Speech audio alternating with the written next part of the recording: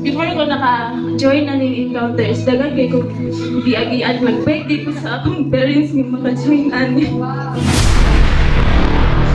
Kaya dili kasi sila gusto na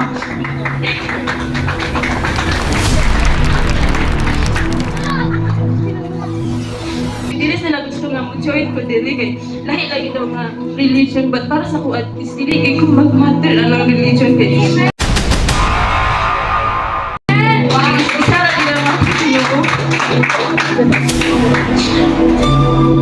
kagahapon is papauli yung sa akong parents kay na siya na-receive nga storya nga dili tinuod mo nang ipapauli ko niya, but wag ko niuli kay dili gid ako ni sayangan nga opportunity.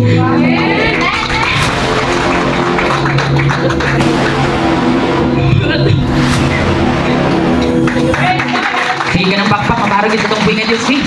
Powerful kayo siya. Bubuk mga testimony, but para sa ako, powerful kayo siya. Naganda ko na kayang kiagian ng mga pagsulay before siya ni Apo Diriha.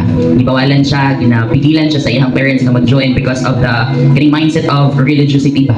John. Pero you know what? Religion will not save you. Kahit anong pang religion. Pero ang relationship natin sa Panginoon, bago na yung mag-save sa ato. So thank you, Ate. Luyo sa mga pagsulay. Nagpabilin ka o nagpadayon. And I hope na wali usa ka sa quality na naka-encounter sa Ginoo.